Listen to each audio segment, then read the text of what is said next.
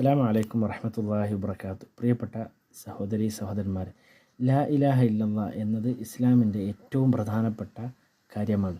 ഒരാൾ മുസ്ലിം ആകണമെങ്കിൽ, ഒരാൾ ഇസ്ലാമിലേക്ക് പ്രവേശിക്കണമെങ്കിൽ ലാ ഇലാഹ ഇല്ലല്ലാഹ് എന്ന സത്യസാക്ഷ്യം കലിമത്ത് പറയേണ്ടതാണ്, അത് മനസ്സിലാക്കേണ്ടതാണ്, അതനുസരിച്ച് ജീവിക്കേണ്ടതാണ്. ലാ ഇലാഹ ഇല്ലല്ലാഹ് എന്നതിൻ്റെ ആശയം എന്താണെന്ന് അവൻ മനസ്സിലാക്കണം. ഒന്നാമത്തത്, ലാ ഇലാഹ, യഥാർത്ഥത്തിൽ ആരാധനക്കർഹനായി അള്ളാഹു അല്ലാതെ മറ്റൊരാരാധ്യനില്ല, ആരാധനക്കർഹനായി അള്ളാഹു മാത്രമാണ് എന്നത് അംഗീകരിക്കുകയും മനസ്സിലാക്കുകയും ചെയ്യുക എന്നുള്ളതാണ്. അള്ളാഹു പറഞ്ഞത് കാണുക, നിങ്ങൾ മനസ്സിലാക്കുവിൻ, അള്ളാഹു ഇറക്കിയ ലാ ഇലാഹ ഇല്ലല്ലാഹ് എന്നതിനെക്കുറിച്ചുള്ള അറിവ് നിങ്ങൾ മനസ്സിലാക്കുവിൻ. ഫഅലമു, നിങ്ങൾ മനസ്സിലാക്കുക, അന്നമാ ഉൻസില ബിഇൽമില്ലാഹി വ അല്ലാ ഇലാഹ ഇല്ലാഹു, അവനല്ലാതെ ആരാധനക്കർഹനില്ല എന്നത് നിങ്ങൾ കൃത്യമായി മനസ്സിലാക്കൂ, അള്ളാഹു അവതരിപ്പിച്ച വഹി മുഖേന.